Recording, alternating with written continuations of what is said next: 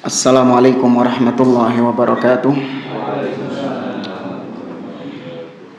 Innal hamdalillah nahmaduhu wa nasta'inuhu wa nastaghfiruh wa na'udzu billahi ta'ala min shururi anfusina wa min sayyiati a'malina. Man yahdihillahu fala mudilla lahu wa man yudlil fala hadiya lahu.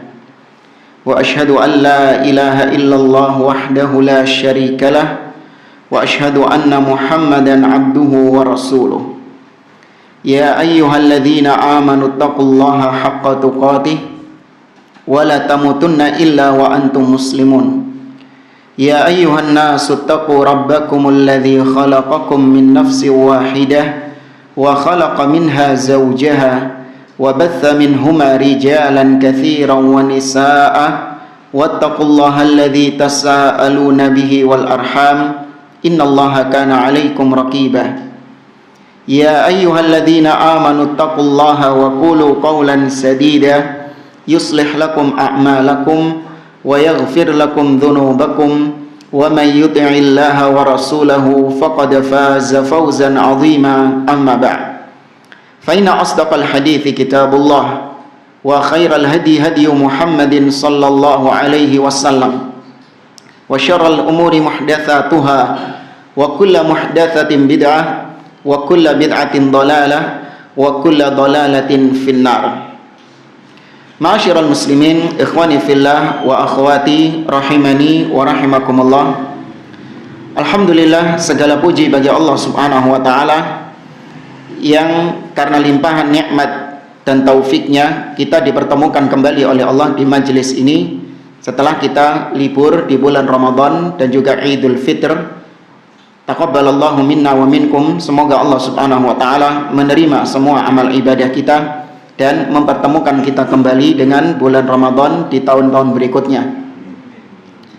Kita melanjutkan kembali pembahasan kitab Taujihat Islamiyah li Islahil Fard wal Mujtama' oleh Syekh Muhammad bin Jamil Zainu rahimahullahu taala, sampai pada pembahasan min akhlaqir rasuli al-karim sallallahu alaihi wasallam, di antara akhlak-akhlak Rasulullah sallallahu alaihi wasallam yang mulia. Nabi sallallahu alaihi wasallam memiliki akhlak yang tidak ada manusia berakhlak seperti akhlak beliau. Kenapa kita katakan demikian? Karena akhlak beliau dipuji bukan cuma sama manusia, tapi dipuji sama siapa? Allah Subhanahu wa taala. Allah mengatakan dalam surah Al-Qalam, wa innaka la'ala khuluqin azim. Jadi awal-awal surat Al-Qalam Allah mengatakan, dan sesungguhnya engkau wahai Muhammad benar-benar di atas akhlak yang agung. Bahkan di situ dengan takkid, penekanan, wa innaka, sesungguhnya engkau, wa innaka la di situ, lam di situ adalah litakkid juga, untuk penekanan juga. Sesungguhnya engkau benar-benar ya di atas akhlak yang mulia, di atas akhlak yang luhur. Ya, maka tidak ada manusia yang lebih berakhlak dari Nabi Shallallahu Alaihi Wasallam. Maka semua yang diucapkan Nabi, semua yang diperbuat oleh Nabi itu pasti akhlak yang baik. Ya, itu pasti akhlak yang baik. Jangan sampai kemudian kita menganggap ada sebagian akhlak Nabi yang kita anggap kurang pantas, nggak baik. Seperti misalnya, kok Rasulullah istrinya banyak. Nah, ini berarti akhlaknya nggak baik ini, karena istrinya banyak. Naudzubillah. Atau kok Nabi SAW menikahi Aisyah di usia 9 tahun. Nah, ini akhlak nggak baik ini. Itu nggak boleh. Semua yang diperbuat Nabi, semua yang diucapkan Nabi itu pasti akhlak yang baik, karena beliau adalah standar tolak ukur akhlak yang baik adalah Rasul Shallallahu Alaihi Wasallam. Jadi kalau kita mau mengukur seorang itu akhlaknya atau baik, maka yang dijadikan percontohan barometernya siapa? Rasul Shallallahu Alaihi Wasallam, bukan fulan dan fulan. Kita diperintahkan oleh Allah Subhanahu Wa Taala, kata Allah Subhanahu Wa Taala, Allah mengatakan, apa ayatnya kok lupa? Laqad kana lakum fi Rasulillah uswatun hasanah. Sungguh pada diri Rasul Shallallahu Alaihi Wasallam itu ada suri tauladan, contoh yang terbaik untuk kalian. Demikian juga ketika Nabi mengucapkan sesuatu, maka semua ucapan yang keluar dari lisan Nabi Shallallahu Alaihi Wasallam itu juga akhlak yang baik. Seperti misalnya Nabi mengatakan, al khawarij kilabu ahlin nar. Khawarij adalah anjing-anjingnya neraka. Jangan kemudian dianggap, wah ini kok ucapan keras, ucapan kotor. Ya, Nabi kok mengatakan anjing, kan itu miso. Loh. Ada orang yang berucap demikian, nggak ada akhlaknya, nggak ada hikmahnya. Naudzubillah. Itu hadis Nabi Shallallahu Alaihi Wasallam, Nabi yang mengucapkan demikian. Maka itu adalah akhlak yang baik. Ya, itu adalah akhlak yang mulia. Kita baca di sini, kata beliau, kana khuluquhul Quran. Adalah Nabi Shallallahu Alaihi Wasallam, akhlak beliau adalah Al-Quran. Jadi Al-Quran itu semuanya direalisasikan, diwujudkan oleh Nabi Shallallahu Alaihi Wasallam dalam bentuk akhlak beliau, dalam bentuk perbuatan beliau, ucapan beliau. Itu semua terwujud. Artinya Al-Quran, living Quran, Al-Quran yang hidup, itu ada pada Nabi Shallallahu Alaihi Wasallam. Maka apapun yang ada di dalam Al-Quran itu adalah bentuk akhlak yang baik. Nabi atau Al-Quran membantah penyimpangan-penyimpangan. Betul nggak? Al-Quran, Allah Subhanahu Wa Taala di dalam Al-Quran membantah penyimpangan-penyimpangan. Allah membantah misalnya orang-orang Yahudi. Allah membantah orang-orang Nasara. Allah membantah kesesatan-kesesatan orang-orang musyrikin Quraisy. Maka membantah orang yang menyimpang, membantah kesesatan, itu termasuk akhlak Rasul, termasuk akhlak Al-Quran. Jangan kemudian dikatakan nggak ada akhlaknya. Ya, kok bisanya membantah seorang yang ini? Ya, kalau salah dibantah, itu akhlak Al-Quran. Allah mengatakan misalnya, lam yalid wa lam yulad, mattakhadallahu min walad. Allah tidak menjadikan siapapun sebagai anak. Ya, laqad kafarul ladzina qalu innallaha tsalitsu tsalatsa. Sungguh telah kafir orang-orang yang mengatakan Allah itu tiga, satu dari yang tiga. Nah, ini bantahan kepada orang-orang yang menyimpang. Maka ketika ada orang yang menyimpang, ya, orang yang mengeluarkan statement-statement yang ngawur kemudian dibantah, maka itu akhlak yang akhlak Al-Quran. Ya, seperti Ahlus Sunnah membantah dai yang menyimpang, yang mengatakan surat Asy-Syu'ara itu surat pemusik, mengatakan Hasan bin Thabit, sahabat Nabi yang mulia, sebagai seorang pemusik. Itu penyimpangan, itu kesesatan, maka dibantah. Nah, bantahan ini akhlak yang baik atau akhlak yang buruk? Akhlak yang baik. Tapi orang-orang awam mengatakan nggak berakhlak. Ya, orang-orang awam mengatakan tidak berakhlak. Kok sukanya membantah, ya, sukanya mentahdir. Ya, terus akhlak Al-Quran gimana? Menurut mereka akhlak Al-Quran itu ya sudah, diem, jangan saling menyalahkan, jangan saling membantah satu dengan yang lain, yang guyub, yang rukun. Itu akhlak Al-Quran menurut mereka. Tidak ada Al-Quran seperti itu. Al-Quran mana yang mereka baca? Dan maka Nabi SAW itu akhlaknya adalah Al-Quran. Yaskhat li sukhtihi wa yarda li ridahu. Nabi murka dengan kemurkaan Al-Quran, dan Nabi ridho dengan keridhaan Al-Quran. Artinya Nabi murka dengan apa-apa yang Al-Quran murka dengannya. Al-Quran murka, Allah murka ketika dia dipersekutukan. Demikian Nabi SAW juga murka ketika Allah dipersekutukan, Allah disyirikkan. Allah Azza wa Jalla mengatakan misalnya, wa'budullah wa la tusyriku bihi syai'an. Allah juga mengatakan dalam surat Maryam, takadus samawatu yatafattarna minhu wa tanshaqqul ardu wa takhirrul jibalu hadda an da'u lirrahmani walada. Kata Allah, hampir-hampir langit itu runtuh, hampir-hampir bumi terbelah, hampir-hampir gunung itu hancur lebur. Kapan? Ketika mereka mengatakan Allah punya anak. Mereka menuduh Allah Subhanahu wa Ta'ala punya anak. Allah murka. Maka demikian Nabi SAW murka ketika Allah Subhanahu wa Ta'ala disejajarkan dengan makhluk, Allah Subhanahu wa Ta'ala dituduh dengan tuduhan-tuduhan yang tidak benar. Allah ridho, atau Nabi SAW ridho dengan apa-apa yang Allah ridho di dalam Al-Quran. Radhiyallahu anhum, Allah ridho kepada mereka. Mereka di sini siapa maksudnya? Sahabat Nabi SAW. Maka Nabi pun meridhoi para sahabat. Ya, Nabi mengikuti apa yang Allah ridhoi di dalam Al-Quran. La yantaqimu li nafsihi. Nabi SAW tidak pernah dendam, tidak pernah marah karena dirinya sendiri. Artinya Nabi kalau marah itu bukan karena dirinya yang dicela, bukan karena dirinya yang direndahkan. Ya, la yantaqim, tidak pernah balas dendam karena dirinya, wala yaghdab laha, tidak pernah marah karena dirinya. Illa, kecuali antun tahaka hurumatullahi fayaghdab lillah, kecuali apabila orang yang mencela Nabi SAW itu juga secara otomatis mencela kehormatan agama, kehormatan Allah Subhanahu wa Ta'ala, karena Nabi utusan Allah. Kalau Nabi dicela, berarti yang dicela juga otomatis apa? Yang mengutusnya, Allah Subhanahu wa Ta'ala. Bahkan para ulama menyebutkan mencela Nabi SAW yuktal taba aw lam yatub. Orang yang mencaci maki, mencela Nabi SAW itu dibunuh. Tentu yang membunuh siapa? Penguasa. Baik dia bertobat ataupun tidak bertobat.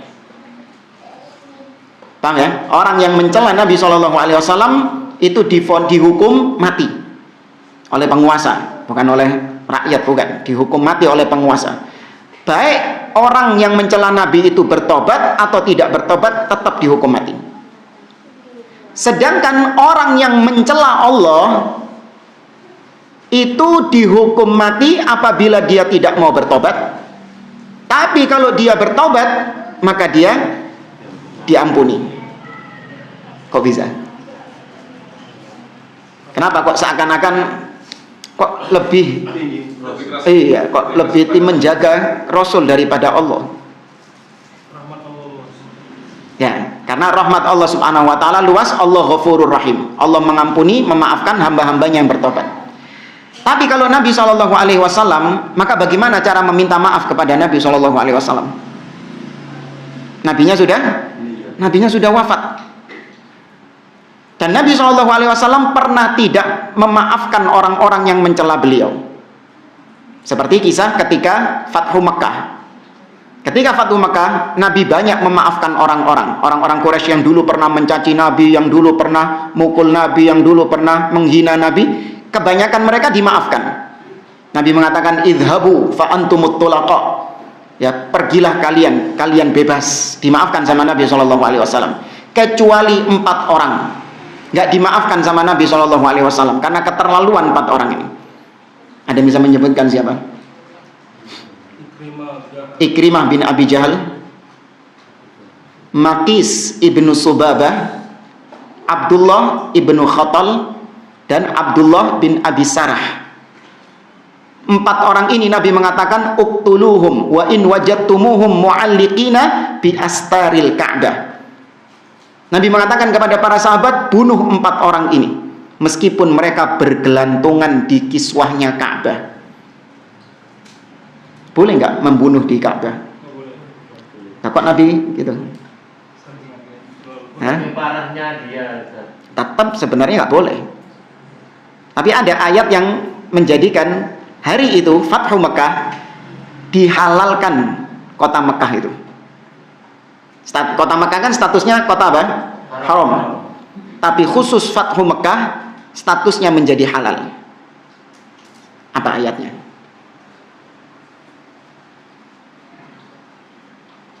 Allah mengatakan, la uqsimu bihadzal balad wa anta hillun bihadzal balad. Dan sesungguhnya engkau wahai Muhammad halal di negeri ini. Maksudnya dihalalkan di negeri ini ketika Fathu Mekah, Allah Subhanahu wa Ta'ala menjadikan kota Mekah menjadi kota halal. Boleh membunuh di sana. Tapi kemudian kembali lagi setelah Fathu Mekah diharamkan kembali oleh Allah Subhanahu wa taala. Sampai sekarang statusnya tetap haram. Tidak boleh menumpahkan darah di situ. Nah, 4 orang ini nggak dimaafkan sama Nabi Shallallahu Alaihi Wasallam, sehingga 2 orang terbunuh dari 4 orang buronan tadi, sedangkan 2 orang yang lain dimaafkan. Yang terbunuh namanya Maqis bin Sobabah dan Abdullah ibnu Khattal. Ya, Abdullah bin Khattal ini yang gelantongan di Ka'bah, dibunuh sama para sahabat. Sedangkan Maqis bin Sobabah dibunuh di pasar. Kemudian Ikrimah bin Abi Jahal kabur naik kapal. Kemudian kapalnya terombang-ambing dengan ombak. Dia pun berdoa kepada Allah, la in anjaitani min hadza la ataitu Muhammadan. Ya Allah, apabila engkau menyelamatkan aku dari musibah ini, aku akan benar-benar mendatangi Muhammad, wala ad'u yadi ala yadayhi. Aku akan meletakkan tanganku di atas tangannya, ya, wala ajidannahu afuwan karima, dan sungguh aku mendapati Muhammad itu orang yang pemaaf lagi mulia. Dikabulkan doanya, diselamatkan dari badai. Kemudian dia mendatangi Nabi SAW dan meletakkan tangannya, dia masuk Islam dan dimaafkan oleh Nabi SAW. Ikrimah bin Abi Jahal radhiyallahu anhu menjadi sahabat. Adapun yang terakhir yaitu Abdullah bin Abi Sarah, dia ini sepupunya Utsman bin Affan. Ketika hari pembaiatan, dia berlindung di balik punggungnya Utsman bin Affan. Sampai ketika di hadapan Nabi SAW, Utsman merayu Nabi, ya Rasulullah, bayat Abdullah. Wahai Rasulullah, bayatlah, terima bayatnya Abdullah ini, sepupuku ini. Nabi tetap tidak menggubris. Nabi nggak mau memberikan tangannya kepada Abdullah ini. Diulang lagi sama Utsman, ya Rasulullah, bayat Abdullah, wahai Rasulullah, tolong bayat ini sepupuku ini, terima bayatnya dia, maafkan dia. Nabi tetap menolak. Sampai ketiga kalinya baru Nabi SAW mau membayatnya. Tapi habis itu Nabi marah kepada sahabat-sahabat lain. Alaisa minkum rajulur rasyid. Apakah tidak ada di antara kalian yang berpikir cerdas, orang yang cepat berpikir cerdas? Haitsu mana'tu yadi an bai'ati hadzal rajul fayaqtul unuqahu fayadrib unuqahu. Dari tadi aku menahan tanganku untuk tidak membaiat orang ini. Enggak ada yang mikir kalian ini. Langsung cabut pedang membunuh kepala orang ini, memenggal kepala orang ini. Karena sudah disuruh apa sama Nabi? Disuruh bunuh. Maka para sahabat mengatakan, ya Rasulullah, manadri ma fi nafsik. Wahai Rasulullah, kami nggak tahu apa yang ada di dalam dirimu. Lau au ma'ta alaina bi'ainaik. Seandainya tadi kau ngasih kode dengan mata. Ya, maka Nabi mengatakan, la yanbaghi li nabiyyin an yakuna lahu kha'inatal a'yun. Tidak pantas bagi Nabi untuk melakukan kode-kode mata. Tapi intinya dimaafkan sama Nabi SAW Abdullah bin Abi Sarah. Maka kalau ada yang mencela Nabi, berarti terkadang dimaafkan sama Nabi, terkadang tidak dimaafkan sama Nabi. Dari mana kita tahu kalau Nabi memaafkan? Nggak tahu kita. Maka kembali ke hukum asalnya, orang ini diapakan? Dibunuh. Sedangkan Allah Subhanahu wa taala Ghafurur Rahim. Kalau dia bertobat, maka kembali secara hukum asalnya, Allah Maha menerima tobat.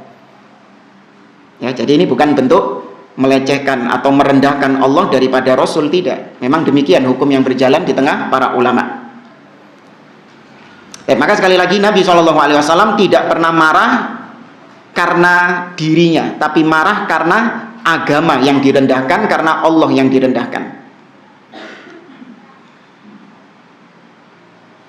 Maka demikian juga kita, marahnya kita, ridho kita itu juga harus lillah wa fillah. Maka itu yang itu yang mendapatkan pahala. Kita bukan nggak boleh marah sama seseorang yang perkara-perkara duniawi. Kita marah karena kita diejek, kita dicela, nggak apa-apa. Cuman marahnya kita itu tidak mendapatkan apa? Tidak mendapatkan pahala di sisi Allah Azza wa Jalla. Marah yang mendapatkan pahala di sisi Allah adalah ketika marah kita itu lillah wa fillah, karena Allah dan di jalan Allah Subhanahu wa taala, sesuai dengan tuntunan syariat. Ya, maka marah itu tidak selalu konotasinya apa? Negatif. Tidak selalu konotasinya jelek. Marah pada tempatnya itu khair, itu baik. Bahkan harusnya memang marah. Nabi Musa misalnya, Allah mengatakan dalam surat Al-A'raf, walamma raja'a Musa ila qaumihi ghadbana asifa. Dan ketika Nabi Musa kembali kepada kaumnya, maka Nabi Musa mendapati kaumnya berbuat syirik kepada Allah, menyembah patung sapi. Apa yang dilakukan Nabi Musa? Ghadban, Nabi Musa marah. Apakah Allah mencela marahnya Nabi Musa? Tidak, itu marah yang hak. Ya, bahkan sampai Nabi Harun digenggam jenggotnya. La ta'khud bilihiyati wala birasi. Wahai Musa, jangan kau pegang jenggotku, jangan kau pegang kepalaku. Marah Nabi Musa alaihissalam karena ketika itu terjadi kesyirikan. Kemudian kata beliau, wa kana sallallahu alaihi wasallam asdaqan nasi lahjah. Dan adalah Rasul sallallahu alaihi wasallam orang yang paling jujur perkataannya. Wa aufahum dhimmah, dan orang yang paling memenuhi janji, memenuhi tanggung jawab. Wa alyanahum arika wa akramahum asyrah. Dan Nabi SAW adalah orang yang paling lean, ya, paling lembut akhlaknya, paling lembut perangainya. Kemudian wa asyadda hayaan minal adhra fi khidriha. Dan Nabi SAW adalah orang yang paling pemalu, asyadda hayaan, orang yang sangat pemalu daripada wanita yang sedang dipingit. Wanita yang dipingitlah isin-isin. Nah, Nabi SAW lebih malu daripada itu. Artinya di sini malu yang benar-benar syar'i, ya. Ya, malu ketika bermaksiat kepada Allah.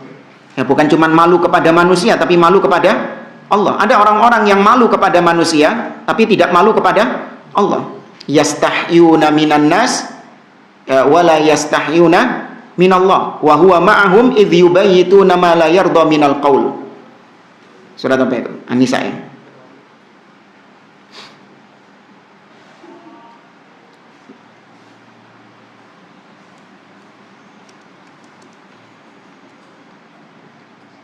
Yastakhfun kok yastahyun. Ya, surah An-Nisa ayat 108. Yastakhfuna minan nas wa la yastakhfuna minallah. Mereka bersembunyi, menyembunyikan aib mereka kepada manusia, malu menampakkan aibnya kepada manusia, namun mereka tidak malu menampakkan aibnya kepada Allah. Wa huwa ma'ahum, padahal Allah yang senantiasa bersama mereka. Ya, maka Nabi SAW malu kepada Allah Azza wa Jalla, malu kepada manusia juga. Dan ini malu yang dibenarkan. Nabi mengatakan al-iman bid'un wa sab'una syu'bah. Iman ada 70 lebih cabangnya. Yang paling atas apa? La ilaha illallah. Paling rendah menyingkirkan gangguan dari jalan. Kemudian Nabi mengatakan wal haya syu'batun minal iman. Malu, sifat malu itu termasuk cabang dari keimanan. Ya, seorang harusnya memiliki rasa malu. Berbuat sesuatu yang tercela, berbuat sesuatu yang rendahan. Ya, meskipun mungkin secara asal hukumnya mubah, tapi itu bisa menjatuhkan kehormatan, bisa menjatuhkan muru'ah, bisa menjatuhkan wibawa seseorang, maka seharusnya dihindari. Malu sama orang, malu dilihat sama anak-anak, malu dilihat sama istri dan yang lainnya. Seorang harus memiliki sifat ini. Tapi ada juga malu-malu yang nggak benar. Ya, ada juga malu yang nggak benar. Misalnya, bukan. Misalnya gini, di masjid, ya, di masjid itu ada mengadakan pembelajaran baca Quran, belajar Quran, membaca Al-Quran bagi orang-orang yang belum bisa membaca Al-Quran. Dasar dari awal, diajari alif, ba, ta. Ada orang yang umurnya sudah 50-60 tahun gak bisa baca Quran. Ya, gak bisa baca Quran. Nah, dia gak mau berangkat ke masjid untuk belajar Al-Quran itu karena apa? Malu. Malu, isin aku wis tuwek gak iso ngaji. Iya, malu wis tuwek gak iso ngaji. Gak mau dia belajar itu karena malu. Nah, ini gak boleh, malu yang gak boleh seperti ini. Itu malu yang datang dari syaitan. Ya, harusnya ya sudah dia pelajari, nggak peduli. Toh meskipun dia sudah tua, belum bisa membaca Al-Quran, toh masih ada kesempatan. Ya kan, masih ada kesempatan. Tidak harus yang belajar baca Al-Quran itu adalah harus anak-anak kecil yang apa? TPA gitu, nggak harus anak-anak kecil, orang tua pun bisa jadi mungkin mu'alaf, ya nggak? Mu'alaf, baru mu'alaf ketika umur sudah tua dan dia punya semangat untuk belajar agama, maka nggak boleh malu. Ya, dalam kebaikan tidak boleh malu. Kemudian kata beliau, khafidat tarf aktsaru nadharihi at-tafkir. Ya, Nabi SAW itu adalah seseorang yang khafid at-tarf, seorang yang sangat merendahkan merendahkan tatapan matanya, merendahkan dirinya. Kebanyakan penglihatan Nabi SAW itu pasti diiringi dengan tafkir, memikirkan sesuatu. Ya, memikirkan sesuatu. Terutama umatnya. Ya, memikirkan umatnya, memikirkan keluarganya. Walam yakun fahishan wala la'anan. Nabi bukanlah seseorang yang fahish. Ya, fahish artinya pelaku maksiat. Orang-orang yang tergolong melakukan kemungkaran, kemaksiatan, bukan. Nabi SAW tidak termasuk itu. Wala la'anan. Dan Nabi juga bukan seseorang yang suka melaknat. Ya, Nabi bukan orang yang suka melaknat. Bukan berarti Nabi nggak pernah melaknat, enggak. Ya, Nabi SAW melaknat sebagian orang yang memang dilaknat. Contohnya Nabi mengatakan, la'anallah al-yahud wan nasara ittakhadhu qubur anbiya'ihim masajid. Semoga Allah melaknat orang Yahudi dan Nasrani yang menjadikan kuburan nabi-nabi mereka sebagai masjid. Abdullah bin Mas'ud mengatakan, la'ana Rasul sallallahu alaihi wasallam al-washimat wal mustawshimat. Rasul sallallahu alaihi wasallam melaknat wanita-wanita yang ditato dan yang mentato. Rasul yang melaknat. Ya, maka bukan berarti kemudian Nabi tidak melaknat, berarti nggak pernah melaknat sama sekali, nggak. Kalau memang orang-orang yang layak untuk dilaknat, Nabi laknat. Laknat artinya dijauhkan dari rahmat Allah. Semoga orang itu dijauhkan dari rahmat Allah. Itu artinya laknat. Wala yujzi bis sayyi'ati sayyi'ata walakin ya'fu wa yasfah. Nabi tidak pernah membalas keburukan dengan keburukan. Namun Nabi SAW memaafkan dan berlapang hati. Ya, Nabi memaafkan dan berlapang hati, melapangkan hatinya. Ini juga sekali lagi secara umum. Ya, sama seperti laknat tadi. Nabi tidak melaknat, bukan berarti secara total tidak melaknat, enggak. Cuman kebanyakan memang Nabi tidak banyak melaknat. Sama seperti ini juga, Nabi kebanyakannya memaafkan. Tapi kisah tadi, Nabi memaafkan enggak? Tidak. Ada orang-orang yang memang layak untuk tidak dimaafkan. Maka demikian juga, jangan kemudian kita ini menjadi orang yang gampang memaafkan tanpa kita melihat dampak daripada memaafkan orang tersebut. Terkadang ada orang-orang yang memang layak untuk dimaafkan, tapi terkadang ada juga orang-orang yang jangan kita kasih maaf. Kenapa? Karena dampaknya buruk kalau kita kasih maaf. Misalnya ada orang yang ya dia itu terkenal kalau muamalah harta ruwet bulet, utang misalnya nggak dibayar-bayar, ya kan, utang nggak dibayar-bayar, kemudian dia minta maaf kalau nggak bisa bayar utangnya. Nah, ternyata orang ini juga punya banyak utang kepada orang lain dan sama lagunya juga seperti itu. Ya, dia minta maaf nggak bisa bayar, dia minta supaya utangnya dibebaskan, minta maaf. Dimaafkan? Oh, tambah gampang kan dia. Nah, orang seperti ini dimaafkan tambah bermudah-mudahan dalam hal tersebut. Enggak, jangan dimaafkan. Justru kalau kita memaafkan, maka berarti kita membiasakan dia meneruskan perbuatannya tadi. Ya, ada orang-orang yang dikasih maaf justru malah tambah ngelunjak. Ya, maka perlu tidak dikasih maaf. Jadi tidak selamanya orang yang meminta maaf dimaafkan. Nabi tidak membalas keburukan dengan keburukan.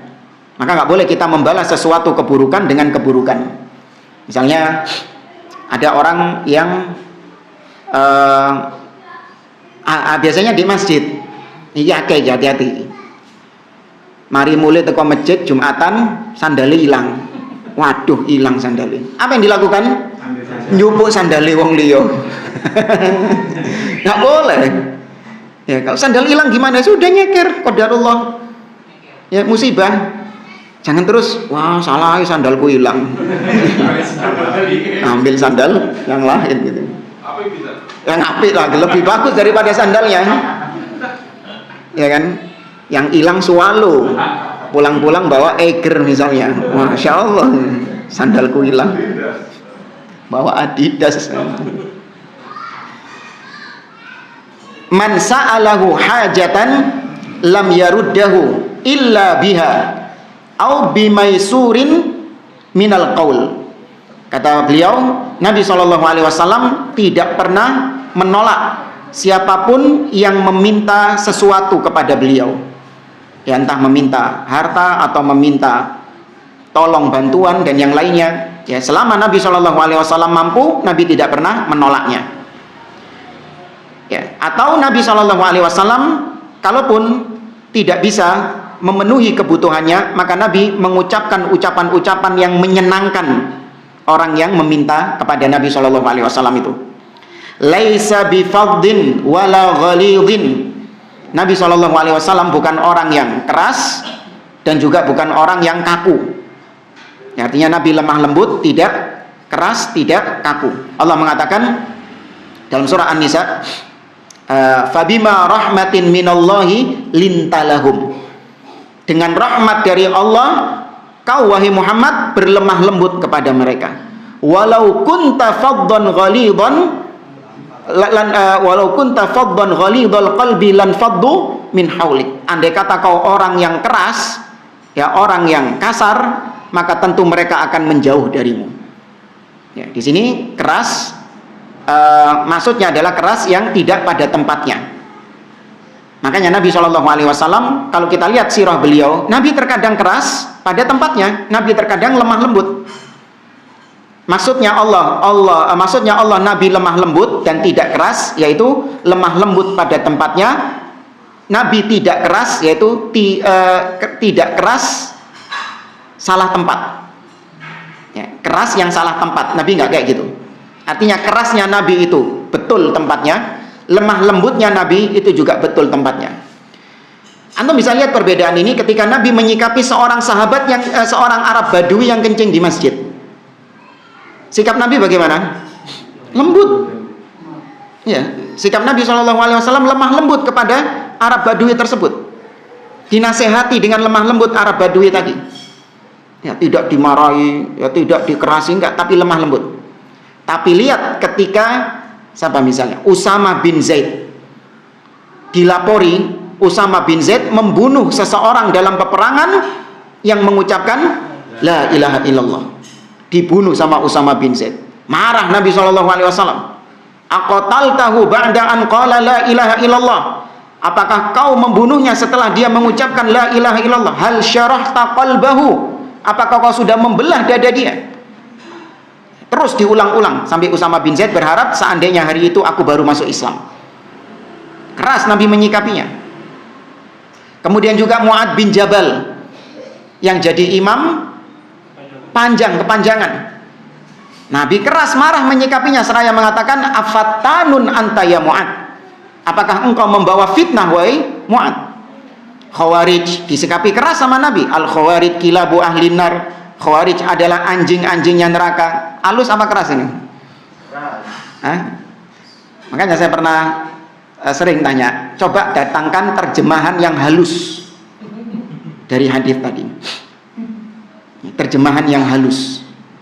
Gimana? Kalau tadi yang saya ucapkan khawarij anjing-anjing neraka dikatakan sebagai ucapan yang kasar, ucapan yang keras, gak bijak. Coba datangkan bagaimana terjemahan halusnya. Ayo. Nggak ada, memang gitu. Ya, memang demikian. Nah, ibarat kalau kita ingin membedakan mana yang keras, mana yang lemah lembut, sesuatu terkadang disikapi dengan lemah lembut, sesuatu bisa disikapi dengan keras, tegas.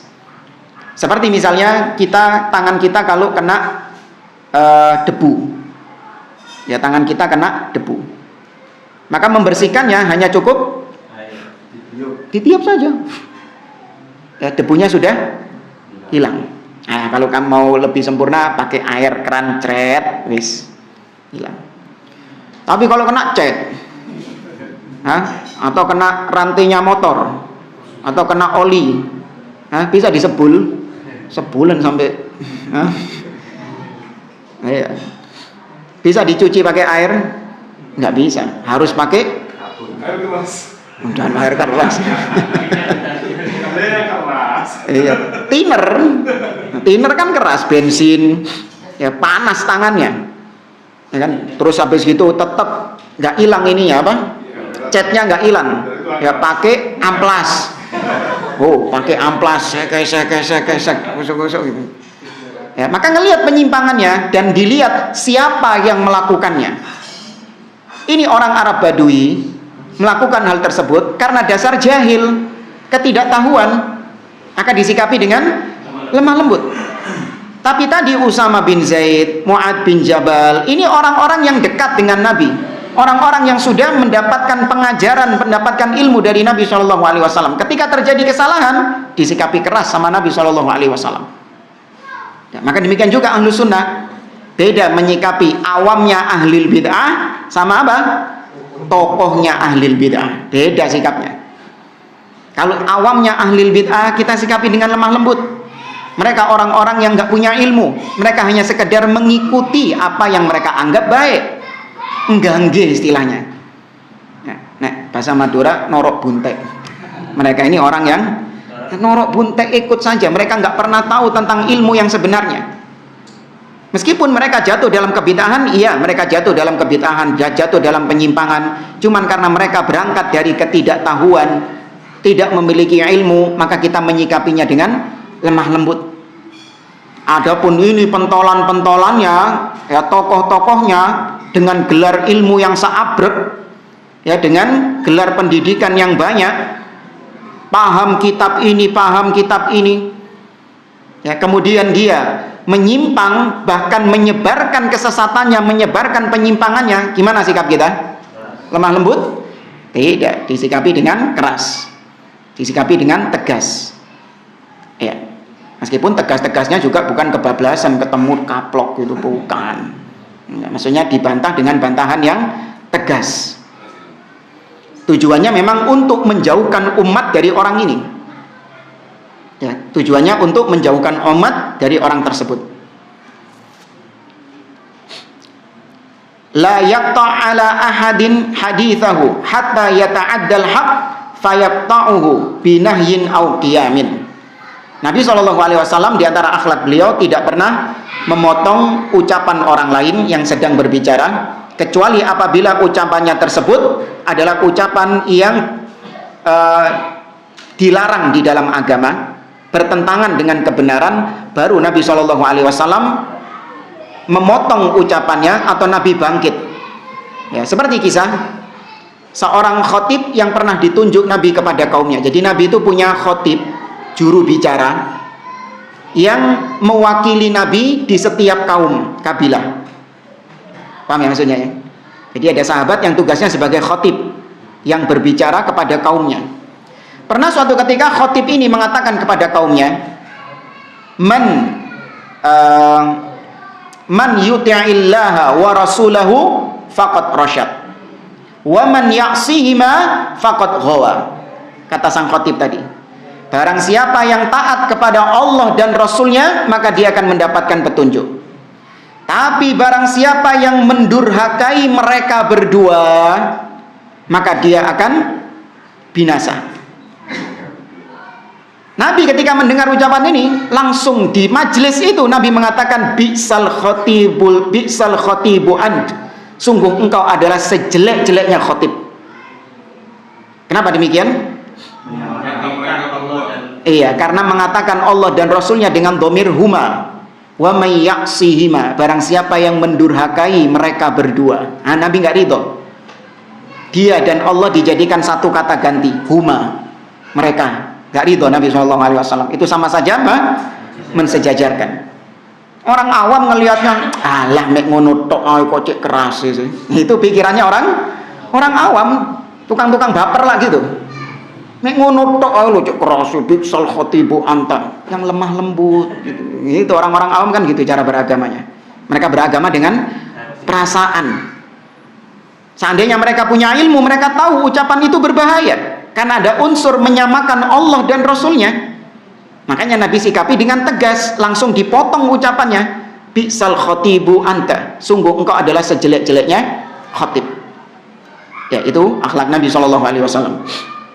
Wa kana sallallahu alaihi wasallam yahfadhu jarahu wa yukrim dhaifahu. Dan Nabi SAW adalah seseorang yang yahfad jarahu, menjaga hak-hak tetangganya, wa yukrim dhaifahu, dan memuliakan tamunya. Nabi SAW mengatakan, man kana yu'minu billahi wal yawmil akhir falyukrim jarahu, wa man kana yu'minu billahi wal yawmil akhir falyukrim dhaifahu. Barang siapa yang beriman kepada Allah dan hari akhir, maka hendaklah dia memuliakan tetangganya. Dan barang siapa yang beriman kepada Allah dan hari akhir, hendaklah dia memuliakan tamunya. Ya, tetangga siapapun dia, entah dia orang kafir atau dia orang muslim atau ahli bid'ah, itu terhitung masih punya hak. Ya, dia masih memiliki hak. Tidak boleh kita ganggu, ya, nggak boleh kita zalimi, nggak boleh kita apa istilahnya? Iya, istilahnya kita ganggu. Mungkin di rumah kita ganggu, tetangga terganggu dengan bunyi-bunyi, suara-suara berisik. Ya, makanya yang punya tetangga bendinon dangdutan apa, nah itu sabar.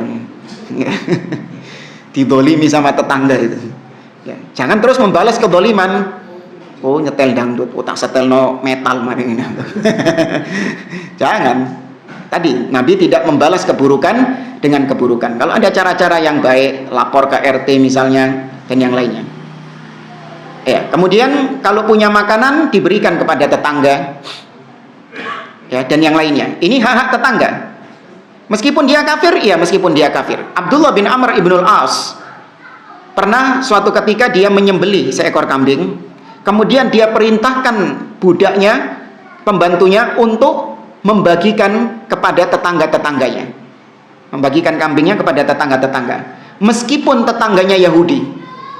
Budaknya heran, meskipun Yahudi, iya meskipun Yahudi. Aku pernah mendengar, sami'tu Rasulullah sallallahu alaihi wasallam yaqul, aku pernah mendengar Nabi sallallahu alaihi wasallam mengatakan, mazala Jibril, senantiasa Jibril yusini bil jar, mewasiatkan aku untuk baik sama tetangga. Ya, hatta dhanantu annahu sayuwarrithu, sampai-sampai aku menduga, saking seringnya Jibril mewasiatkan kepadaku untuk baik sama tetangga, baik sama tetangga, baik sama tetangga, sampai-sampai aku ngira mari ini tetangga oleh warisan pisan ini. Ya, bisa jadi habis ini tetangga itu juga mendapatkan warisan. Tapi tetap enggak loh ya. Enggak, tapi saking seringnya Jibril mewasiatkan Nabi baik sama tetangga sampai seperti itu. Ya, kalau dia seorang muslim, dia kerabat kita dan dia tetangga kita, jadi dia punya 3 hak. Punya 3 hak dia. Hak sebagai tetangga, hak sebagai muslim, dan hak sebagai karib kerabat kita. Tapi kalau dia cuman tetangga dan seorang muslim dan dia bukan karib kerabat kita, cuman punya 2 hak. Tapi kalau dia bukan muslim, bukan pula karib kerabat kita, dia cuman tetangga kita, tetap punya hak. Ya, tapi sekali lagi ada dawabitnya, ada ketentuan-ketentuannya. Kan kita harus baik sama tetangga, iya. Terus gimana? Tetangga saya Nasrani. Saya lagi mau keluar, tetangga nunut ke gereja, tak anterin. Kan harus baik sama tetangga. Itu hak tetangga, enggak, itu bukan hak tetangga itu. Nggak boleh. Wala ta'awanu 'alal itsmi wal 'udwan. Ya, jadi jangan dilepas secara liar pengertian ini.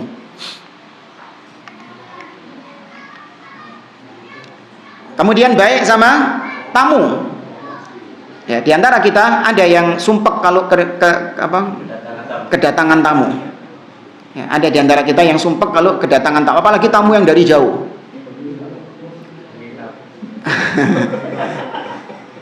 Telepon, ditelepon, akhi, besok saya mau ke Surabaya. Nah, besok saya mau ke Surabaya, saya bisa mampir ke tempat antum nggak? Cuman bilang gitu dok. Oh iya, besok antum ke Surabaya. Ya, berapa hari? Gitu. Langsung sudah ditanya pulangnya kapan gitu. Belum datang masih takut mulai ini kapan. Ya, wallahu a'lam, mungkin mau dipesankan hotel, husnudon lah. Mungkin mau dipesankan hotel atau apa. Ya, kan kalau rumahnya memang nggak bisa ada tamu ya sudah, nggak usah dipaksakan. Mungkin rumahnya kecil, ya kan, istri kita berseliweran, anak perempuan kita berseliweran, ya jangan masukkan orang di situ. Dengan alasan memuliakan tamu, akhirnya memasukkan orang. Antum keluar, istri sama tamunya ditinggal di situ. Naudzubillah. Tetap ada batasannya di situ. La yamdi lahu waqtun fi ghairi amalin lillah. Ini yang kita nggak bisa jemaah. Nabi itu tidak melewatkan waktu tanpa beramal kepada Allah Subhanahu wa taala. Karena Nabi tahu betapa mahalnya waktu. Nabi ingin detik demi detik beliau hidup di dunia ini, detik demi detik itu berbuah pahala. Setiap detik yang dilaluinya berbuah pahala. Makanya di sini dikatakan tidaklah berlalu waktu kecuali Nabi beramal di waktu tersebut. Ya, beribadah di waktu tersebut. Lah terus kalau Nabi tidur bagaimana? Nah, tidurnya Nabi beribadah. Ya, tidur juga beribadah. Karena kita ini paket komplit 24 jam itu bisa kita pakai ibadah semuanya.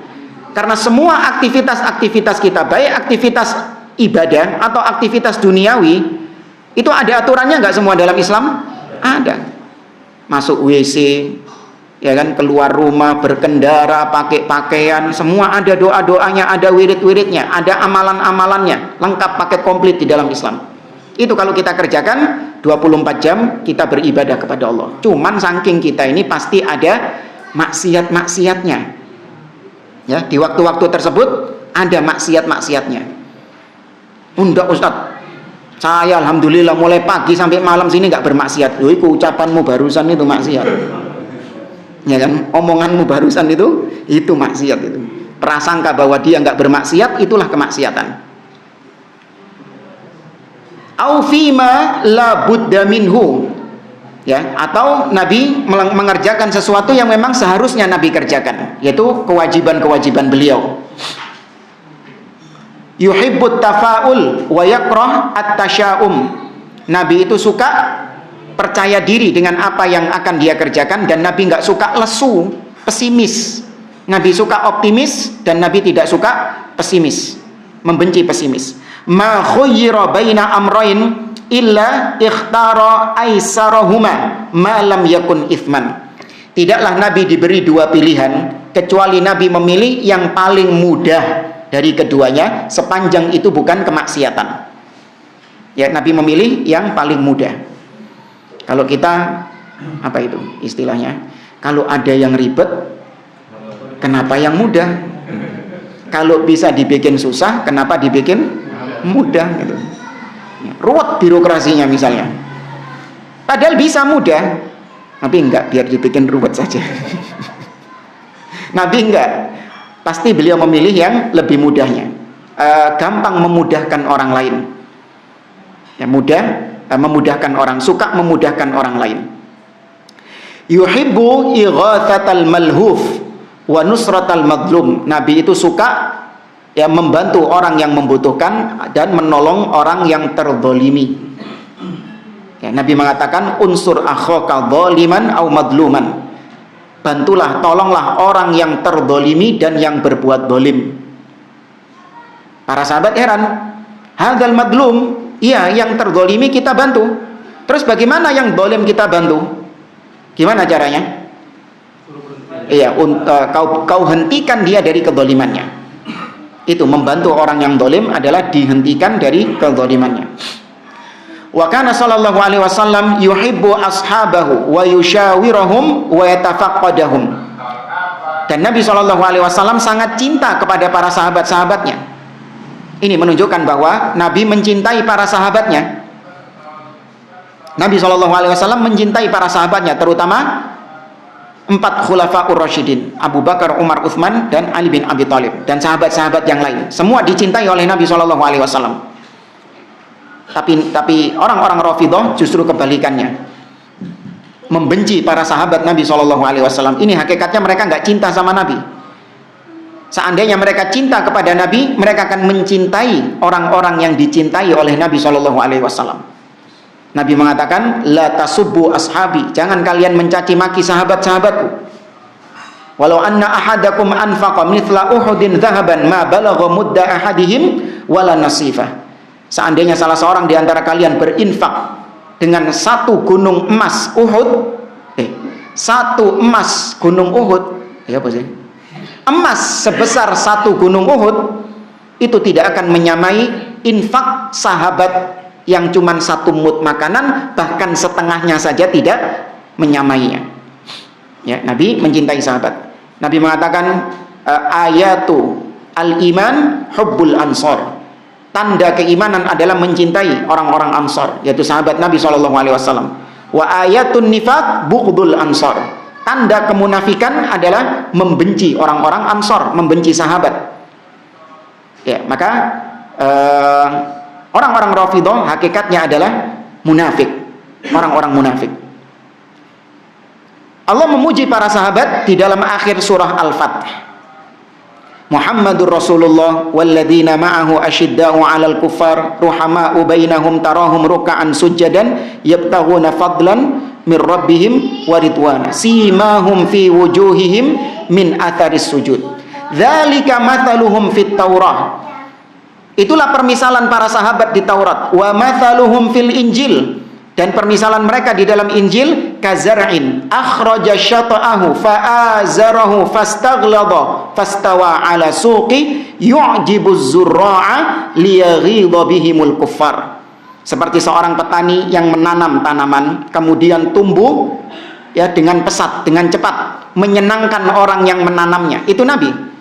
Nabi mendidik para sahabat tumbuh keimanannya dengan pesat, menyenangkan hati Nabi SAW. Tapi di sisi yang lain, liyaghidha bihimul kuffar. Para sahabat ini membuat murka orang-orang kafir. Imam Malik berdalil dengan ayat ini, kata Imam Ibnu Katsir dalam tafsirnya, Imam Malik bin Anas berdalil dengan ayat tadi akhir surat Al-Fath tentang kafirnya Syiah Rafidhah. Karena yang membenci sahabat siapa? Yang marah kepada para sahabat siapa? Syiah Rafidhah. Liyaghidha bihimul kuffar. Sahabat itu membuat marah orang-orang kafir, dan tidak ada muslim yang marah kepada sahabat kecuali Rafidhah. Maka mereka lah orang-orang kafir. Maka kita wajib mencintai mereka. Nabi mencintai para sahabat. Sebagai bukti kecintaan kepada Nabi, kita mencintai para sahabat. Wa yushawirhum. Nabi itu mengajak para sahabat untuk bermusyawarah juga. Kalau perkara-perkara ijtihad yang Allah tidak menurunkan ayat tentangnya, Nabi mengajak para sahabat untuk bermusyawarah. Ya, seperti ketika mau perang Uhud. Ya, ketika mau perang Uhud, Nabi bermusyawarah kepada sahabat-sahabat. Sebagian sahabat-sahabat senior mengatakan, nggak usahlah kita menyusul orang-orang Quraisy keluar Madinah, kita tunggu di Madinah saja, nggak usah keluar. Kata yang muda-muda, oh enggak, kita harus keluar, kita harus keluar. Ya, akhirnya Nabi SAW lebih condong kepada pendapatnya sahabat-sahabat yang muda. Ya, akhirnya Nabi pakai baju perang tumpuk dua. Tuh, Nabi saja pakai baju perang tumpuk dua. Kau no ilmu kebal. Ya, usahayus tawakal ala Allah. Ya, katik baju perang enggak. Tetap Nabi tumpuk dua pakai baju perang. Ya, ketika para sahabat-sahabat junior tadi ngelihat Nabi begitu antusias berperang, sahabat-sahabat tadi merasa bahwa kita ini kok kayaknya maksa Nabi ya. Nggak enak kita ini. Gara-gara kita Nabi SAW akhirnya pakai baju perang. Gara-gara pendapat kita, seakan-akan kita ini mokso, memaksa Nabi SAW untuk berperang. Nggak enak mereka. Akhirnya mereka minta maaf kepada Nabi SAW dan mengurungkan pendapatnya. Teman Nabi nggak mau, nggak layak bagi Nabi kalau sudah pakai baju perang dicoplok, dilepas, nggak layak itu Nabi itu. Nah, saatnya baju perang budal berangkat. Maka Nabi bermusyawarah dengan mereka. Wa yatafaqaduhum, dan Nabi itu senantiasa merasa kehilangan sebagian sahabat-sahabatnya. Artinya Nabi perhatian, kok ada fulan yang nggak datang, mana fulan. Nabi sering menanyakan kabar sahabat-sahabatnya. Seperti misalnya siapa? Ya, salah satunya Ali bin Abi Thalib. Ketika Nabi mau memberikan bendera, ternyata Ali bin Abi Thalib nggak ada. Tapi bukan itu, ada lagi. kurang terkenal ini sahabatnya ini. Yaitu sahabat yang tidak mau keluar rumah ketika ayat surat Al-Hujurat ayat yang pertama turun. Allah Subhanahu wa taala mengatakan, "Ya ayyuhalladzina wa la tajhar bil qauli ka jahri ba'dikum li ba'din adu." Wa la tarfa'u aswatakum fawqa sautin nabi. Kata Allah, jangan kalian meninggikan suara kalian di atas suara Nabi. Antah bata a'malukum wa antum la tash'urun. Atau kalau tidak, hanguslah semua amalanmu dan kau menjadi hanguslah semua amalanmu tanpa kau sadari. Nah, sahabat ini yang satu ini, dia itu terkenal suaranya tinggi, lantang suaranya. Maka dia mengira ayat ini turun kepada dia. Maka dia pun merenung di dalam rumahnya, gak berani keluar rumah. Ditanya sama Nabi SAW, ada yang tahu siapa nama sahabatnya?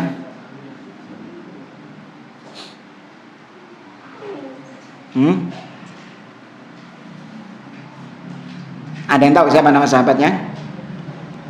Thabit bin Qais. Ya, nama sahabatnya Thabit bin Qais. Ketika itu Nabi SAW nyari Thabit bin Qais ini. Kemana Thabit bin Qais kok nggak pernah kelihatan? Maka diceritakan oleh sahabat, dia nggak mau keluar rumah karena putus asa, karena apa ya? Sedih. Ada ayat turun berkaitan dengan dia. Dia merasa amalannya semua gugur karena dia itu suka mengangkat suaranya di hadapan Nabi. Padahal orangnya itu bukan niat kurang ajar sama Nabi. Tapi memang orangnya apa? Iya, pembawaannya suaranya keras. Ya mungkin ada kan orang kalau sekarang itu telinganya agak budak, ya kan? Maka suaranya meninggi. Ya, suaranya meninggi. Nggak niat kurang ajar, memang suaranya meninggi dia. Nah, seperti itu, tidak niat kurang ajar kepada Nabi. Kemudian Nabi SAW mengatakan, bal huwa min ahlil jannah. Justru Thabit bin Qais itu termasuk ahlul jannah. Divonis sama Nabi SAW secara person, nyebut namanya, Thabit bin Qais adalah ahlul jannah. Maka ini sifatnya Nabi, suka menanyakan kabar sahabat-sahabatnya. Mana fulan, fulan, dan fulan. Faman marada adahu wa man ghaba da'ahu. Barang siapa yang sakit, Nabi jenguk. Barang siapa yang tidak nampak, maka Nabi panggil. Artinya tidak hadir, maka Nabi panggil. Wa man mata da'alahu. Dan barang siapa yang mati, maka Nabi doakan dia. Yaqbalu ma'dziratal mu'tadir ilaihi. Nabi itu gampang, mudah menerima udzur orang-orang yang minta udzur kepada beliau. Udzur, minta maaf, nggak bisa begini, minta maaf, nggak bisa begini. Tapi nggak selalu. Ada orang-orang yang tidak diterima udzurnya oleh Nabi SAW. Ya, seperti Ka'ab bin Malik yang tidak diterima udzurnya ketika tidak ikut perang Khaybar. Ya, ketika dia tidak ikut perang Khaybar, maka Nabi memboikot dia selama 50 hari. Nggak diajak ngobrol, nggak diajak bicara. Sampai dia benar-benar bertobat kepada Allah Azza wa Jalla. Wa 'ala thalathatil ladzina khulifu dalam surah At-Taubah. Ya, kepada 3 orang dari sahabat Nabi SAW yang tadi bersumpah, atau dia bukan bersumpah, dia ngacir tidak ikut perang. Nggak diterima udzurnya oleh Nabi SAW. Nabi tidak menerima udzur orang-orang yang bersenda gurau dengan membawa-bawa agama. Dalam surat At-Taubah, la ta'tadiru qad kafartum ba'da imanikum. Jangan kalian cari-cari udzur. Oh, kan kita cuman guyonan, kita cuman bercanda. La, jangan cari-cari udzur. La ta'tadiru qad kafartum ba'da imanikum. Kalian telah kafir setelah kalian beriman. Wal qawi wad dhaif indahu fil haqqi sawa. Orang yang lemah dan orang yang kuat, kaya dan miskin di hadapan Nabi sama memperoleh haknya. Sama, tidak dibedakan antara yang kaya dan yang miskin. Ya, maka demikian juga seorang dai harusnya tidak membedakan antara orang kaya dan orang miskin. Semuanya memperoleh hak yang sama. Antara yang berduit dengan yang tidak berduit sama mendapatkan hak. Namun naudzubillah, sebagian dai, sebagian ustadz gemar hanya mengundang orang-orang kaya yang bisa bayar untuk masuk di kajian itu. Yang nggak punya uang nggak bisa masuk, maka dia tidak akan mendapatkan ilmu. Naudzubillah. Di hotel berbintang, tiket sekian juta. Ya kan? Kalau nggak punya uang gimana? Nggak bisa bayar tiket gimana? Boleh nggak hadir di kajiannya? Oh, nggak bisa. Yang hadir di kajian ini yang bisa bayar duit sekian juta itu tadi. Karena eksklusif ini di hotel mewah berbintang. Ya. Yang nggak punya duit gimana mau mendapatkan ilmu? Oh, nggak suruh cari di luar sana yang gratisan. Naudzubillah. Nah, ini nggak layak. Membedakan antara yang berduit dengan yang tidak berduit. Semuanya sama kalau di hadapan Nabi Shallallahu Alaihi Wasallam. Wa kana yuhadditsu haditsan law addahu al-adu la ahsahu li fasahatihi wa tamahhulihi. Dan Nabi Shallallahu Alaihi Wasallam itu kalau ngomong bisa dihitung omongannya Nabi. Artinya Nabi itu gak kakean ngomong. Karena Nabi itu memiliki keistimewaan apa namanya? Kok lupa Nah, ahsan, jawami'ul kalim.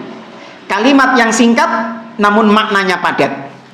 Itu Nabi. Makanya Nabi nggak kebanyakan ngomong, nggak, sedikit omongannya Nabi. Kalau orang menghitung ucapannya Nabi, itu bisa dihitung sama dia. Nabi mengucapkan ini. Makanya hadis banyak diriwayatkan oleh para sahabat.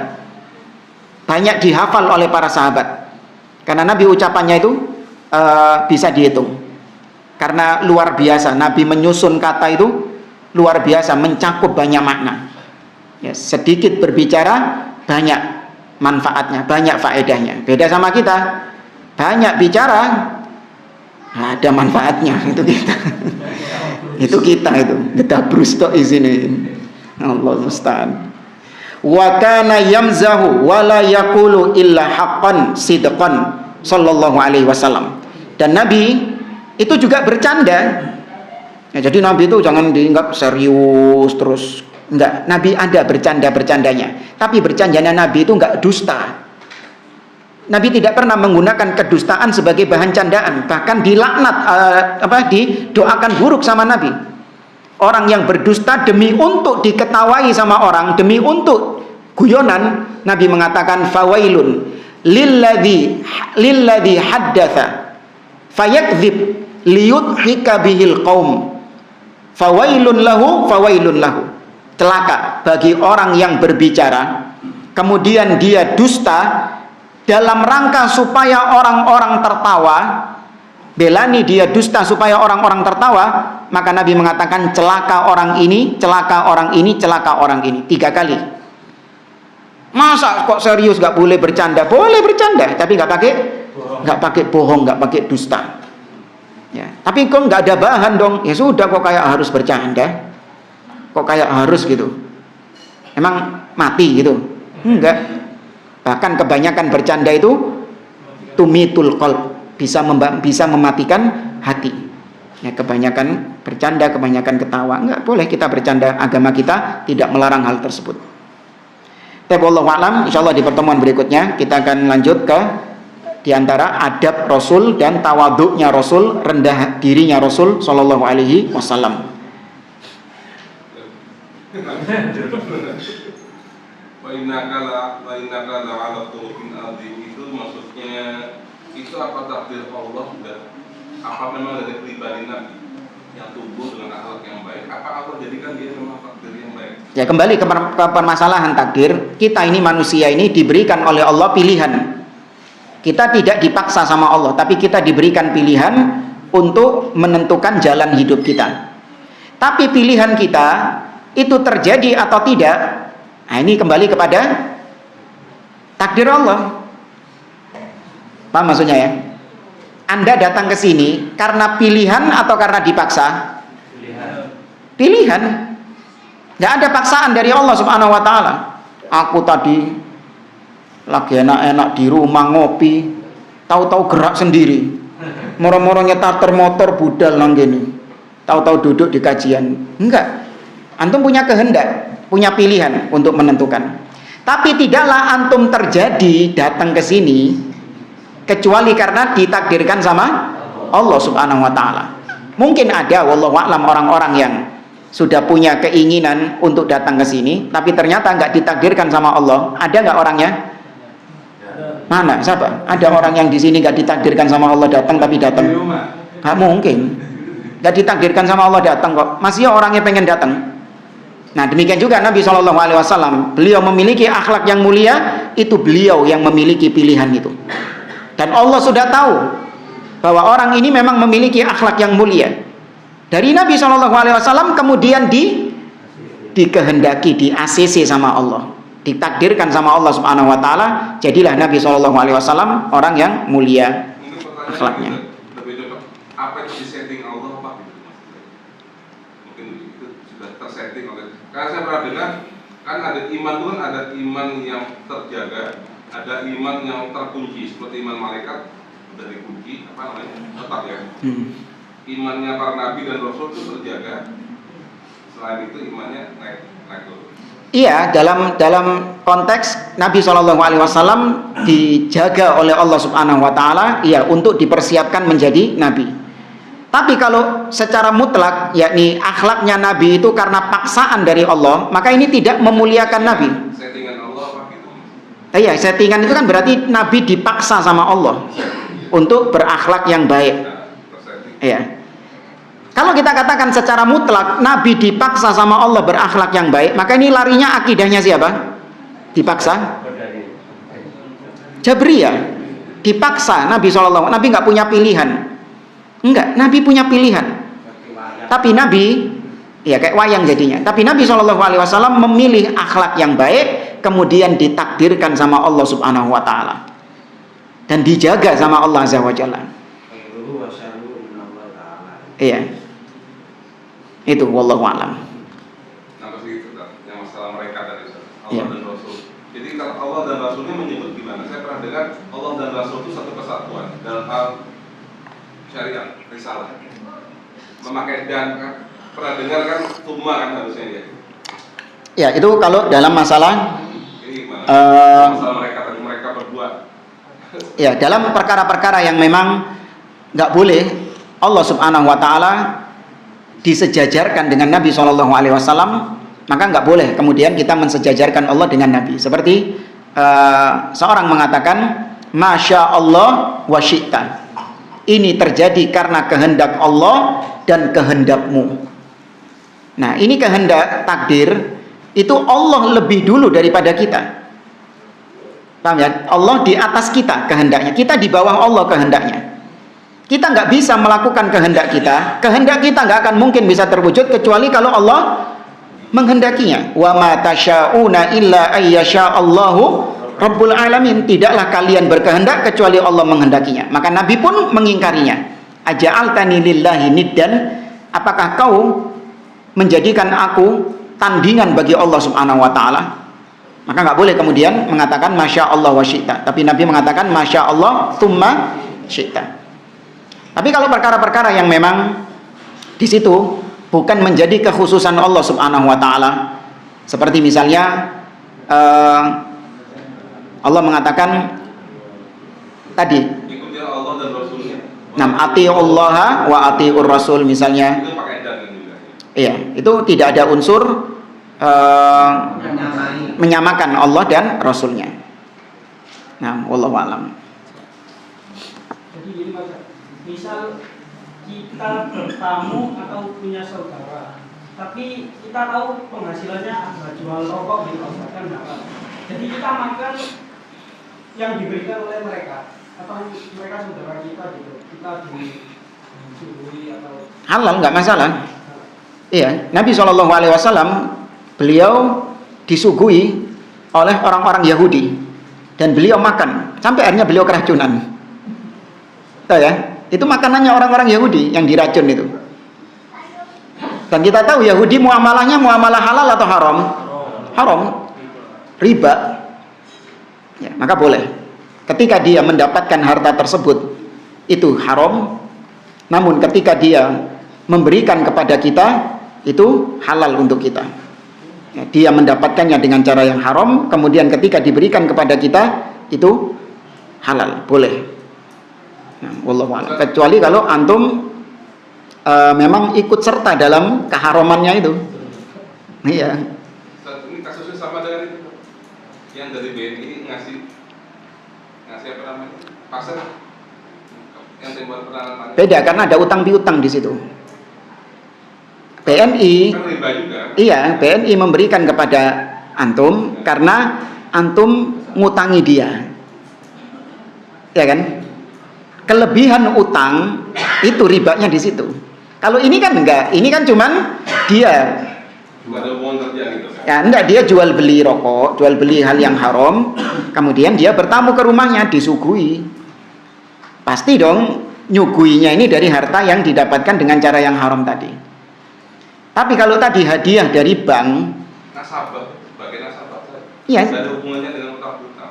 Nah, hakikatnya bank itu minjem uang yang kita taruh di bank untuk sama dia diputar. Nah, hasil dari putarannya itu dihadiahkan kepada kita. Nah, ini adalah riba kelebihan. Jadi beda kasusnya itu. Wallahu a'lam. Guys, dua ini terakhir ya. Oh iya, ini ono. Pengobatan alternatif dengan sekali sentuh langsung sembuh. Waduh.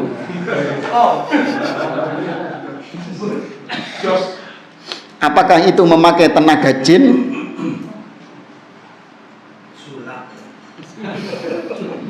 Misal orang habis kecelakaan, kakinya sakit atau keseleo dibawa ke orang itu. Sama orang itu cuma disentuh-sentuh aja, lalu besoknya sembuh. Bagaimana Ustadz? Ini bahas tentang sebab akibat. Ada sebab yang disyariatkan untuk kita, atau kita boleh untuk menjalankannya. Yang pertama, apabila ada dalilnya. Misalnya kita bekam atau pengobatan ruqyah, dibacakan ayat-ayat Al-Quran atau zam-zam, habbatus sauda, madu, apalagi ya, makan kurma 7 butir misalnya. Ini sebab-sebab yang syar'i. Kenapa? Ada dalilnya. Ya, air zam-zam ada dalilnya. Kemudian yang kedua, yaitu yang tidak ada dalilnya tapi memenuhi unsur nyambung antara sebab dengan akibatnya, itu connect. Ya, antara sebab dan akibatnya itu connect secara ilmiah. Seperti kita kalau demam minum bodrek, sakit kepala minum bodrek. Bodrek ada dalilnya enggak? Enggak ada.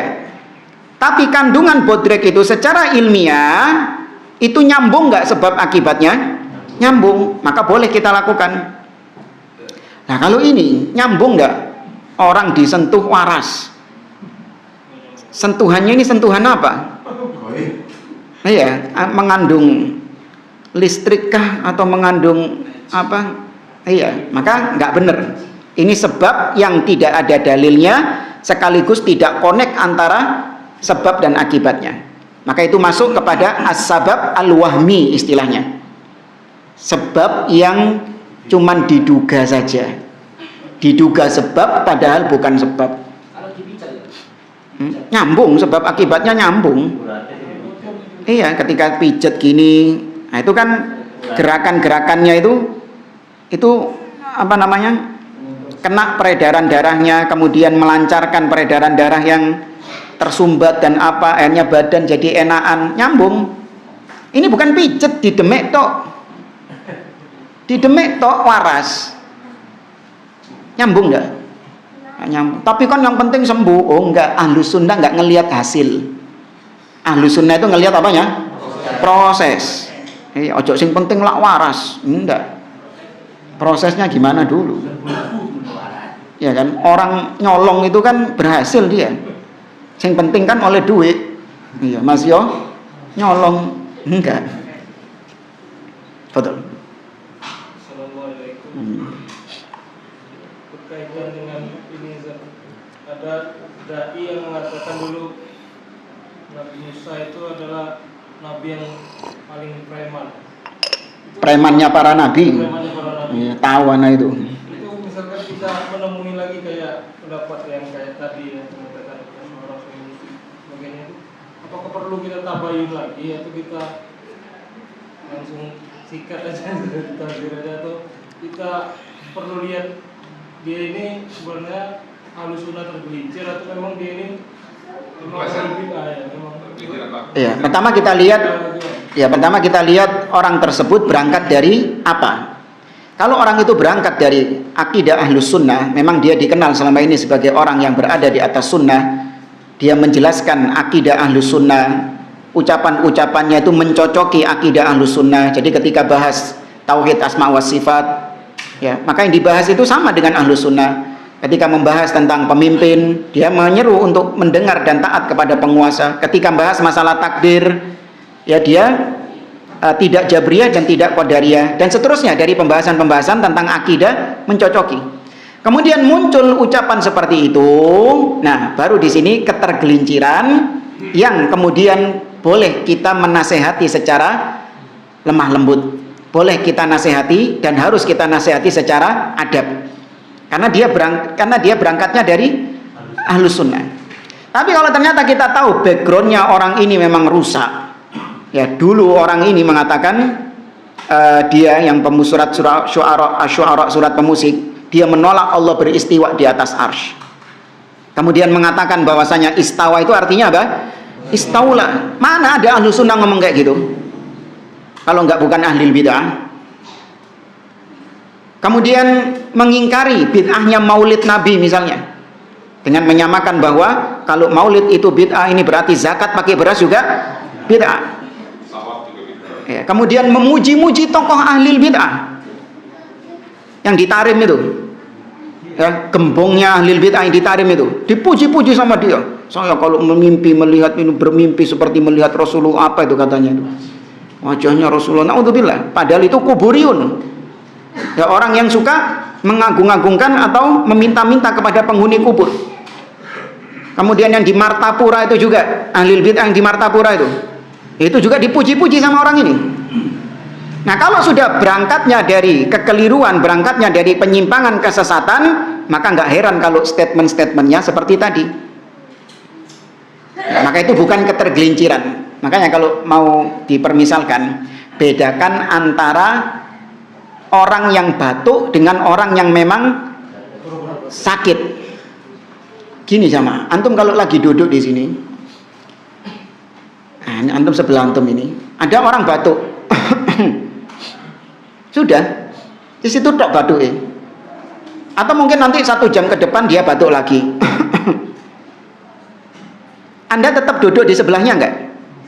Tetap enggak apa-apa, batuknya itu paling ada debu masuk. Atau ada iya, keselak nyamuk atau apa gitu. Ya, bukan karena penyakit. Ya kan? Bukan karena penyakit, makanya batuknya sesekali. Tapi kalau antum duduk di sebelah orang, orangnya itu batuk terus, terus. Wah, ini berarti apa? Loro iki, menjauh sudah. Kalau enggak menjauh nanti apa? Ketularan antum. Setelah di rumah jangan ngaji mesti. Iya. Nah, ini permisalan. Kita bisa membedakan batuk yang sakit sama orang yang batuk bukan penyakit. Nah, demikian Ahlus Sunnah, bagaimanapun kencengnya dia mesti ada keplesetnya. Tapi keplesetnya itu fatal atau tidak? Tidak, keplesetnya nggak fatal. Makanya batuknya cuman nggak fatal. Ya, di kongkon DKI ngombe, oh batuk kan minum, kelelek nyamuk tadi itu ngasih minum. Diminumnya sudah hilang. Tapi yang batuk-batuk tadi mau dikasih air, mau dikasih jamu apa, tetap kayak gitu dia. Harus dibawa ke rumah sakit, iya, suruh opname. Wallahu a'lam. Terakhir tentang penyamaan akhlak Rasul adalah Al-Quran itu bukan penyamaan. Bukan penyamaan, tapi bukan berarti kemudian kita katakan Rasulullah itu adalah Al-Quran, bukan. Artinya apa yang dilakukan oleh Rasulullah itu adalah sesuai dengan Al-Quran, tidak keluar dari Al-Quran. Itu. Jangan kita mengatakan Rasulullah itu adalah Al-Quran. Enggak, Al-Quran tetap kalamullah. Tapi Al-Quran itu diwujudkan oleh Rasul dalam bentuk amalan, dalam bentuk ucapan, dalam bentuk akidah, direpresentasikan oleh Nabi. itu kan dinyatakan oleh Aisyah, Pak Ustaz. Ya. Yang saya maksud itu setelah Rasul itu meninggal Pak Ustaz. Baru istilahnya ya itu tadi pengertiannya itu Pak Ustaz. Setelah Rasul meninggal, Iya itu maksud saya. Apa setelah ada ayat turun terus Rasul melakukan hal semacam itu, akhirnya kan mencontohkan akhlaknya gitu Pak Ustaz. Maksudnya itu setelah Rasul itu meninggal atau pada waktu itu sudah di apa namanya itu Pak Ustaz, maksud saya itu akhlak. Contohnya itu Pak Ustaz. Jadi ada wahyu turun terus Rasul apa namanya menjalankan itu, terus akhirnya ya itu menyatakan akhlaknya itu kan adalah Al-Quran kayak apa tadi Pak Ustaz? iya, jadi memang ada perangai-perangai yang akhlak-akhlak yang Nabi SAW ditegur sama Allah Subhanahu Wa Taala. Tapi kemudian Nabi SAW tidak meninggalkan itu setelahnya. Contoh misalnya surat Abasa. Ketika itu surat Abasa, Nabi berakhlak kepada Abdullah bin Ummi Maktum dengan cemberut. Jadi ya bermuka cemberut, bermuka masam dan tidak digubris Abdullah bin Ummi Maktum karena Nabi sedang berhadapan dengan orang-orang Quraisy. Ditegur sama Allah, abasa wa tawalla an ja'ahul a'ma dan seterusnya. Kalau itu akhlak yang ya tidak baik. Maka kemudian Nabi SAW tidak demikian kepada Abdullah bin Ummi Maktum. Ya, saya maksud semacam itu Pak. Ya, diamalkan. Kemudian diamalkan sama Nabi SAW. Tapi itu tidak menjadikan akhlak beliau kemudian menjadi cacat. Enggak, tetap beliau dikatakan sebagai orang yang berakhlak Al-Quran. Baik, saya kira ini wallahu a'lam. Aku qouli hadza wa sallallahu ala nabiyyina Muhammad wa ala alihi wa sahbihi ajma'in. Subhanakallahumma wa bihamdik asyhadu an la ilaha illa anta astaghfiruka wa atubu ilaik. Assalamualaikum warahmatullahi wabarakatuh.